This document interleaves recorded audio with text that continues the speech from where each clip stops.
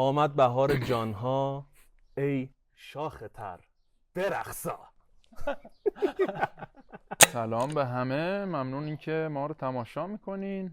ممنونی که من خدای توپاقم با اختلاف تو منطقه تو یه ویلچر برای زبونت بگیر. اپیزود اول گپ گرافی رو دارید گوش میدید؟ مگه خری دیگه پادکست نمیگیری که؟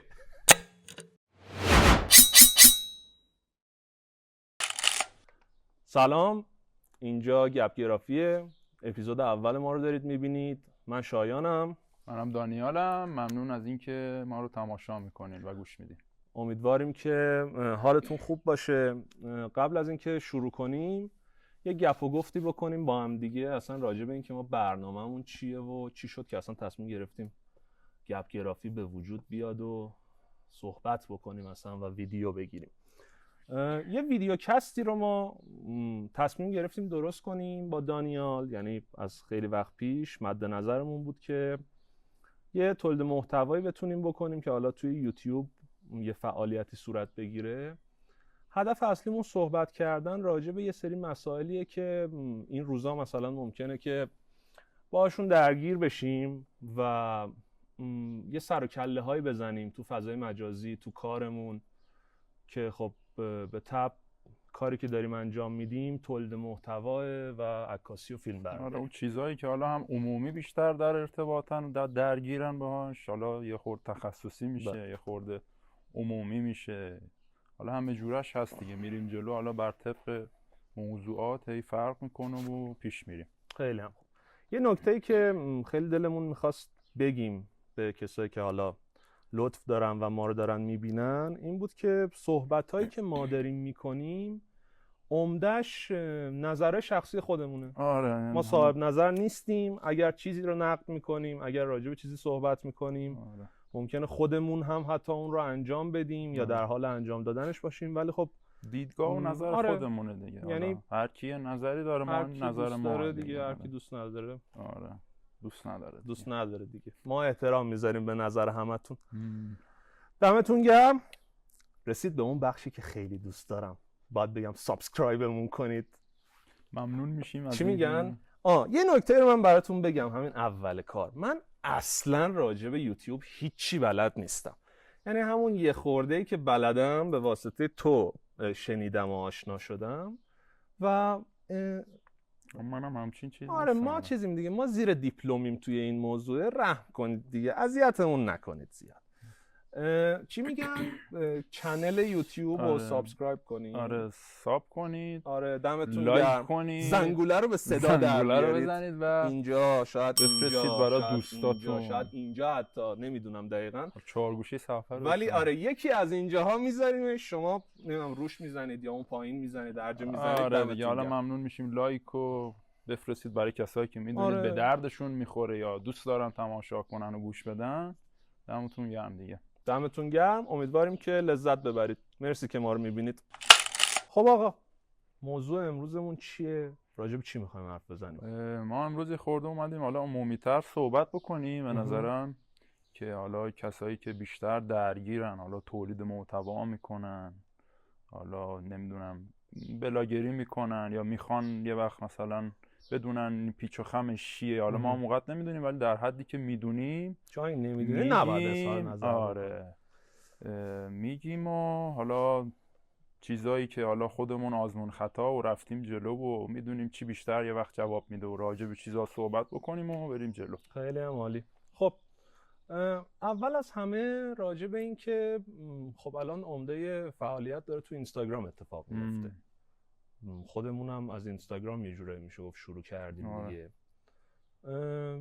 اولین اتفاقی که افتاده آقا عکس کلا از دور خارج شد. آره الان یک سالی، شاید هم 2 سالیه. 2 سال هست. آره که دیگه کلن از رده خارج شد. با تیک تاک اومد جلو و آره داره عقب من مخالف این من خودم هستم. یعنی من خودم هم مخالفم. اگر یه فلش بکی بزنیم عقب‌تر، اتفاقی که افتاد خیلی سال پیش، اینستاگرام یه سوشال مدیایی بود و یک فضایی بود برای کسایی که عکاسی میکنن و میتونن عکساشون رو به اشتراک بذارن با مثلا عکاسای دیگه، مثل 500 پیکس آره فعلی. آره 500 پیک یا 500 پیکس؟ 500 پیکس. آره آره. پی ایکس. آره.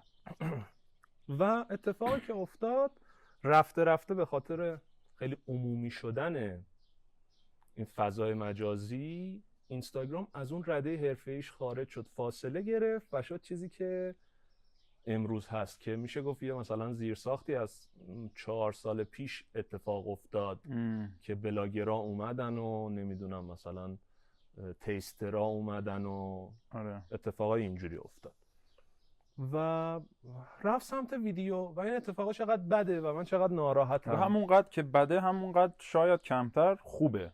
ولی این که تو اون زمینه قبلی تو بذاری کنار، یه دو جدید بیایی لانچ بکنی، باید اینم همزمان که اینم داری اونم میداشتی. حالا یا 60-40ش میکردی. الان قشنگ 10% رو عکس تمرکز داره، 90% چون کلا باز میکنی همه رو ویدیو میچرخه و اونقدری که بخواد ویو بگیره و بخوای تلاش کنی برای ویو و دیده شدن سخته رو عکس. حالا اتفاقی که بود، خب هم من هم تو از عکاسی شروع کردیم و میشه گفت مثلا چند سال اخیر، از 3-4 سال اخیر شاید بشه گفت شروع کردیم و ویدیو تولید کردیم. و خب این نکته مثبتیه که ما یه سری چیز اومدیم یاد گرفتیم، یه حرفه جدیدی رو شروع کردیم. ولی اینکه عکاسی کلا از رده خارج شده و ما الان هممون دنبال اینیم که یه محتوای ویدیویی تولید کنیم. و حالا یه پرانتز اگه بخوام باز کنم، اتفاق خیلی ناراحت کننده تر و بدتری که از نظر من افتاده اینه که ویدیوها به شدت کوتاه شدن. آره اصلا این کلا هم یه جوری حالا الگوریتم خاصی نداره، چون بعضی هم میگن فلان ساعت بذاری فلان اینجور کنی. اینا به نظر من یه حرفی که میخوام بزنم. آره نگم منم همینطور. ولی خب اینا که پکیج میفروشن، آره چگونه در 1 ساعت 3000 فالوور بگیریم؟ میخوای 100,000 تا فلان شید تو 2 ماه؟ مگه میشه؟ بعد اصلا تو میبینی که میفروشن. آره ولی خب میگم امکان داره ویدیوها کوتاه شده، یه وقت میخوای از یه چیزی ویدیو بگیری که مثلا قشنگ و خوب نشونش بدی، این دستت بسته است، باید بیای نهایت تو 10 ثانیه 12 ثانیه نهایت 15 ثانیه نشون بدی. گاهم واقعا زیر 10 ثانیه است. یعنی آره نه بعضی اصلا مثلا خودمون کار میکنیم طرف میگه 7-8 ثانیه میخوام. آره و حالا چیزی که الان میخوام بگم واقعا توی بحث امروزمون نمیگنجه، ولی کن تأثیر بسیار بدی به نظرم روی کارفرماها گذاشته. آره. و تو موقعی که یه جایی میری و میخوای مثلا حرفه‌ای‌تر کار بکنی، بهت میگن که آقا مثلا ما یه ویدیو میخوایم 7 ثانیه نشون بده. فرضاً یه رستورانی میری و میخوای از آشپزخونش ویدیو بگیری، از کسایی که دارن کار میکنن، از حالا اون فن و چیزی که بلدن رو میخوای به تصویر بکشی، تو باید اینو مثلا تو 10 ثانیه نشون بدی و واقعا اون میزان تجهیزات، اون میزان زحمتی که میکشی، اون میزان وقتی که میذاری بری سر پروژه برگردی، همه اینا هیچ و پوچ میشه فقط به خاطر اینکه ویو بخوره. آره تو فکرت هم باشه چجوری من اینو 10 ثانیه جمع کنم. و اینو بهت بگم برای منی که حالا تو رو نمیدونم، ولی برای منی که تولید محتوا میکنم این اتفاق بدی نیست. یعنی من همون قدری که زمان میذارم همون پول رو و همون مبلغ رو دریافت میکنم، ولی چیزی بلند که میشه مدتش دید خوبی نداره. بلند مدتش واقعا به نظرم اتفاق خوبی نمیفته، چون خود آدم ضعیف میشه. میدونی تو دیگه اگه خواستی یه موقعی یه چیز 5 دقیقه‌ای بسازی، یه مستند 20 دقیقه‌ای بسازی، یه موزیک ویدیو 2-3 دقیقه‌ای بسازی، نمیتونی. چون عادت کردی تمام سکانس ها و صحنه هایی که میگیری 1 ثانیه، نیم ثانیه، 2 ثانیه یه پرش بلند میخوره، یه مثلا کات سریع عجیب غریب میخوره و این خیلی به نظرم بده و دوست ندارم من این اتفاق رو، با وجود اینکه خودم هم امروز دارم همین کارو میکنم. چیزی که بازار دیگه میطلبه ازت میخواد. یعنی نمیتونی خلاف 100 تا آدم دارن میان بری خودت یه نفره مجبوری بری دیگه. آخه چون هم دیدم میخوام نمیشه، یعنی آره من الان اگر یه ویدیو 3 دقیقه‌ای بذارم داخل پیجم 3 دقیقه هم نه، اصلا 1 دقیقه 1 دقیقه واقعا دیده نمیشه به نه. نسبت اون مثلا من ریلی خودم که آمار پیجایی که حالا آره. کار میکنیم یا پیج خودمون رو که نگاه میکنی، حالا ویدیوهایی که گذاشتیم نهایت مثلا اگه مثلا 20 ثانیه باشه حدود 5-6 ثانیه اولش 100% بازدیده، بعدش دیگه هی میاد رو 70 60 30 40 آخر ویدیو اصلا امکان داره 10-20% مثلا این باشه. سیستم چی میگن اسکرول کردن آره که آره تو اینستاگرام تو باز میکنی میزنی بره بعدی، میزنی بره بعدی، میزنی بره بعدی، این باعث میشه که اصلا به نظرم خیلی بی‌ارزش بشه محتوایی که آدم تولید میکنه. یعنی تو در نهایت دلت فقط خوشه که این تعداد ویو خورده ویدیوت و خب در نهایت که به قول خودت 5 ثانیه اولش 100% دیده شده. آره. حالا دیگه همین هم هست دیگه، الان بیشتر اینا هم که میان همون میفروشن و آره دنبال دیگه. بازیان، بیشتر اینجوری که شما نمیدونم 3-4 ثانیه اول بیننده رو جذب، آره مثل کاری که قلابش من اول گرفته ویدیو تو. کردم. آره. شیطونی تو. بعد همین کارا رو میکنن، ولی خب میگم کلا هم اینستاگرام الگوریتم خاصی هم نداره که الان بعضیا میان میگن که فلان ساعت بذارید، 10 روز یه بار بذارید. من به نظرم واقعا فایده آره، نداره. نه. حالا اون شب یادم داشتیم با هم دیگه صحبت میکردیم، یه نکته خیلی جالبی که بود و داشتیم میگفتیم به هم دیگه این بود که مثلا بهت میگم یه محتوایی که تولید میشه یه دفعه میگیره خیلی مثلا بازخورد خوبی و بازخورد عجیب غریبی و یه تعداد ویو بسیار بالایی میخوره، بعد ممکنه ویدیوی بعدی که فرداش میذاری یه ویدیو بسیار با کیفیت تر، بسیار بهتر باشه دقیقا. ولی اصلا اون بازخورد و ویو رو نداشته من خودم باشه. به شخص تجربه اینو چندین بار داشتم.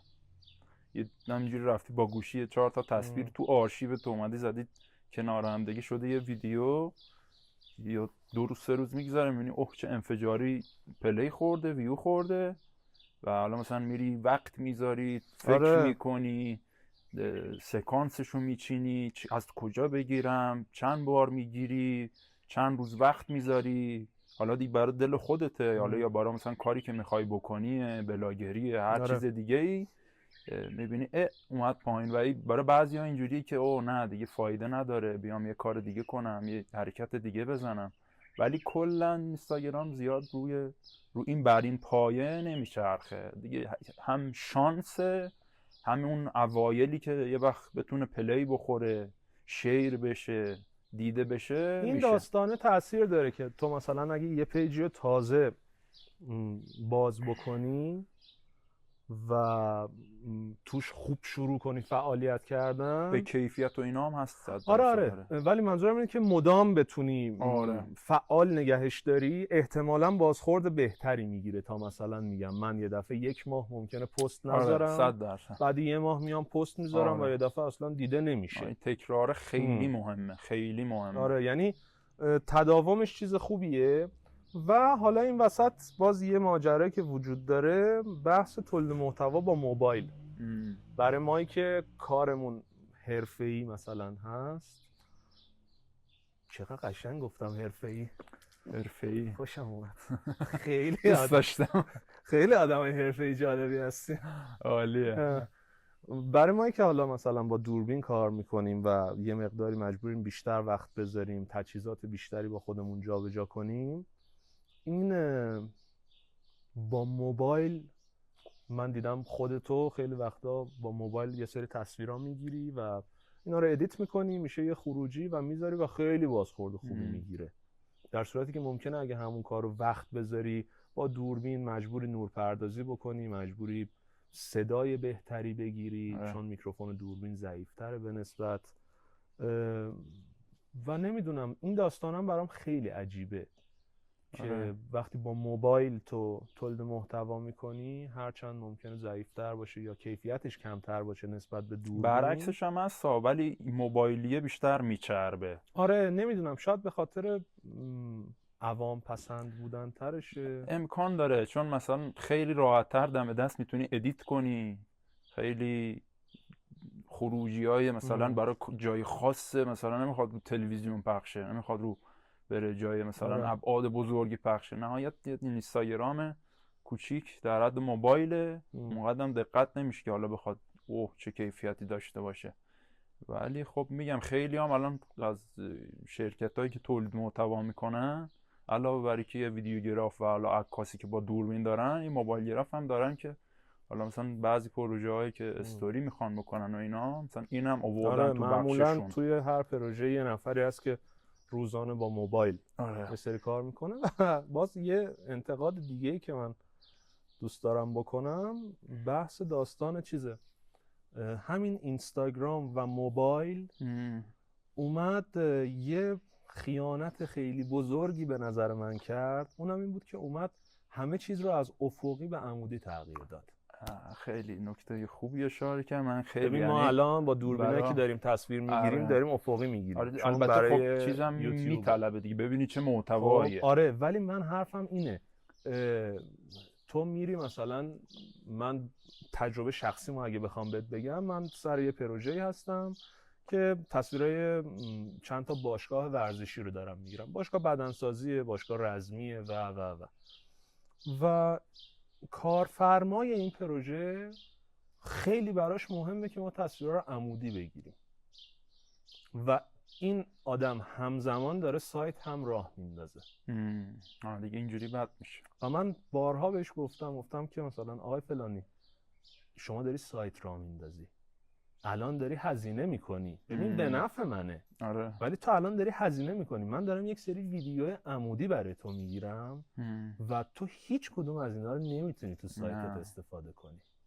شاید افقی تو بتونی یک کراپ عمودی ازش خروجی بگیری ولی ویدیو عمودی رو نمیتونی و میگه نه ویو نمیخوره تو اینستاگرام بذارم. همینه دیگه، مثلا اون چیزی که و این خیلی اتفاق عجیبیه. آره حالا یه بحثش دوست داشتنه که تو من دوست دارم عمودی بگیرم، دوست دارم افقی بگیرم. تو چون آب نمیخوری، من خیلی آب. دخالت تو کار آدمم بکنی.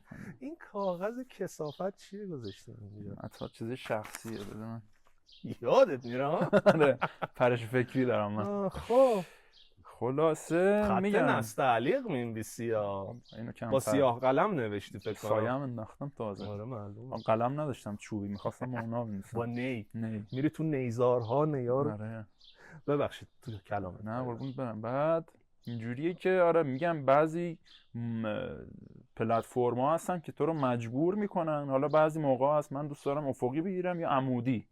خب ولی بعضی پلتفرم‌ها هستن حالا تو یه بلاگری یا سایت داری یا فروشگاه داری، هر چیزی یه چیزی میطلبه، ولی اینجوریه که مجبورت میکنه تو اگه میخوای دیده بشی، کار دیده بشه، خودت دیده بشی، محتوات دیده بشه، هر چیزی باید بیای تو این بخشه، بیای تو این عمودی گرفتنه. یعنی حالت مجبورت میکنه، اولش رو اجبار، جلو که میره رو عادت میشه دیگه. ما الان ناخودآگاه نمیدونم دقت کردی یا نه تو مسئله عکس گرفتن بیشتره. من یه دفعه یه روزی بلند میشیم میریم تو بافت قدیم با هم دیگه عکاسی میکنیم، بعد موقع که برمیگردم خونه عکسامو نگاه میکنم میبینم تمام عکس هایی که گرفتم عمودیه و مثلا یه دفعه یه دونم عکس افقی نگرفتم. من یه تایم اینجوری بودم، الان دارم رو خودم کار میکنم. آره. افقی هم بگیرم. آره. اگه هر چیزی عمودی گرفتم یه افقیش هم بگیرم. آره و میگم این همش اون انتقاد به اینستاگرام و فضای مجازی وارده و موبایل. چون تو کمتر میبینی توی سایت های مثلا معتبر عکاسی یا توی اون فرمتی که شما توی تلویزیون میبینی یا توی لپتاپ، صفحه لپتاپ توی سایت میبینی، کمتر پیش میاد که با چیزای عمودی سر و کار داشته باشی و به نظرم اینم یه چیزیه که خیلی تاثیر عجیب غریبی گذاشته. تقلب نکن، دارم میبینم، تقلب نکن. گفتم پرش فکری دارم. اب نداره. حالا میگم بعضی چیزای دیگه هم هست، مثلا رو ویو و پلی خوردن. تو خودت نمیتونی از روش بخونی. ندارم چند مطلب با هم نگاه. تو چیکار میگی تو مغز منی تو؟ آقا باشه به هر صورت. خب حالا یه موضوع دیگه هم که هست، این موزیکایی که میذارن زیاد روی ویدیوها و الان همین الانی که داریم صحبت میکنیم این یه ادله هایده است. آفرین یه موزیکی تو از خیابون میری میشنویش میفتی تو خون پرت میشی تو انداختن. اینستاگرام. جیگرمو در آوردم با یه آهنگ. بعد نگاه رو تبلیغ رو چیز محتوای جوراب هست، رو بلاگری هست، روی همبرگر هست، تو مثلا طرف داره تو باشگاه وزنه میزنه یه دفعه هایده شروع میکنه روی خوندن. تصاویری که با درون من خیلی گرفتن مخالفم هست. با این داستان. آره نگاه خیلی بعضیا اتفاق اینجوریه بدیه که چون که یه موزیک خوب روش میفته یه موزیک دیگه. آره ولی میاد تو به خاطر اینکه دیده بشه مجبوری بزنی از اون ایده‌ای که خودت داری. یعنی این اتفاقی میفته که تو اول موزیک رو میشنوی بعد میری برای اون موزیک محتوا تولید میکنی و این به نظر من همیشه خوب نیست. آره دقیقاً. ولی خب البته بعضی موقع هم هست مثلا یه ویدیو میسازی اینجوری که گمی چی بذارم و اینا، میگه خب این خوبه دیگه میذارم روش، حالا کاری ندارین چقدر خوب بهش میخوره دیگه برای دیده شدنه. و الان تو اینستاگرام که چند سال هست این شاخه و اینا هم بودن میگن بدنامی بهتر از دوستان بیادبی میشه ولی حالا اینا ولی میگن بدنامی بهتر از بینامیه. اولین باره تو کلامت اولین باره فکر کنم 20 دقیقه داریم با هم حرف میزنیم و هیچ ناسزایی به زبونمون نیومده. آره حالا شاید در ادامه اپیزود اپیزود اینجوری شروع میشه بوق بوق بوق بوق ولی بوق ولی ببخشید. خب بعد میگم موزیک خوبه اگه بتونین موزیک رو با ویدیوها مچ بکنن. آره اینکه همه موزیکا رو همه ویدیوها بذارن آره این یه خورده خوب نیست اینجوری یعنی همون باز اجبار است و که حالا دیده بشم اشکال نداره. آهنگ ادله هایده رو اول دوست داشتم من ویدیو قرمه سبزی دیدم من جوراب حالا جاش نیست و آره لباس‌های مختلف و ولی دنبال میاد اکسپلور چیکار چه کنم اکسپلوریه که یه آدم فرهیخته هستی نباید این چیزا بیاد. من انتخابش نمی‌کنم که انگار خودت. به نظرم میتونیم بریم برای جمع‌بندی از صحبتایی که کردیم که زیاد حالا طولانی هم نشه. حالا اگه دوست داشتن میشینیم طولانیش کنیم خواستم. آره اول که این نکته سری خیلی بحث اینستاگرام و ویدیو شد. حالا ما بیشتر باز میکنیم مسئله آزمون خطا میکنیم خودمون بهتر میدونیم چیکار کنیم. شما یه جمع‌بندی کلی بکن. جمع‌بندی هم این که میگم خیلی بد شده این اینستاگرام از لحاظ اینکه ویدیو باید حتما عمودی باشه، خورده افقی کنار رفته، عکس کنار رفته. آره عکس مخصوصا من روی موضوع عکس به نظرم من خودم اسم میکنم که خورده دارم کشیده شدم رو ویدیوه. یعنی حتی گاهن تو ممکنه عکس خوبم گرفته باشی ولی دلت نمیاد. آره دلت نمیاد بذاریش چون میدونی دیده نمیشه.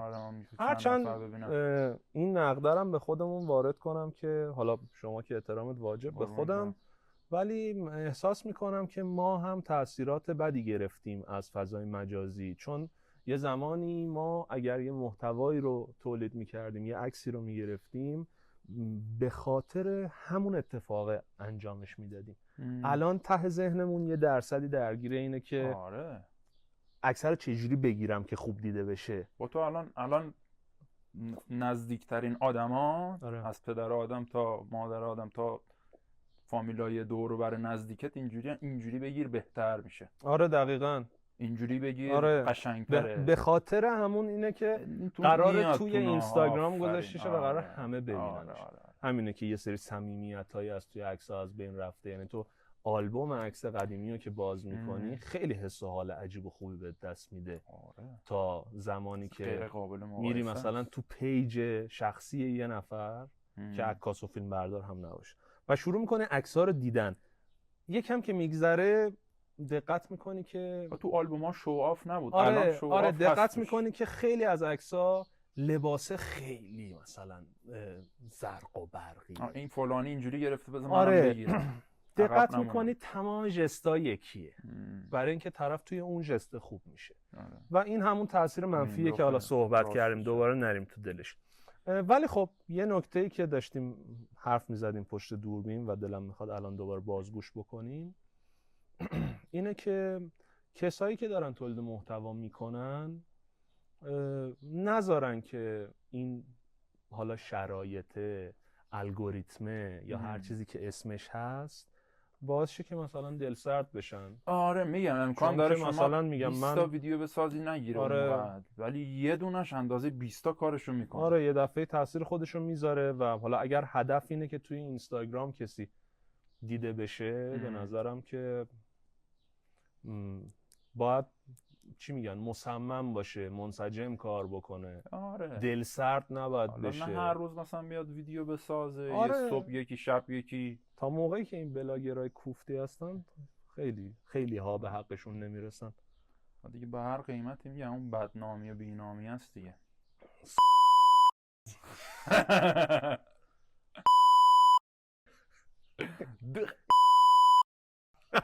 این عشقه، این که گفتی کثافتای عشق عوضی آشغاله. بعد دیگه هرچی زرتر بهتر دیگه. آره دیگه. مثلا تو یه 4 تا چیز لیچار اول ویدیو بگی میگه اوه قلاب جالبه. قلاب. آره هوک ویدیو. آره. و به نظرم که زرد نباشیم. آره به هر قیمتی زرد نباشیم. آره واقعا زرد نبودن خودش، حالا میگم یه تیتر زرد میخوام بزنم پای ویدیو زرد دیده بشیم. زرد نباشیم با رنگ باشیم. زرد. آره نارنجی باشیم. ولی آره به نظرم تلاش برای این موضوع که یه مقداری رعایت کنیم بد نیست.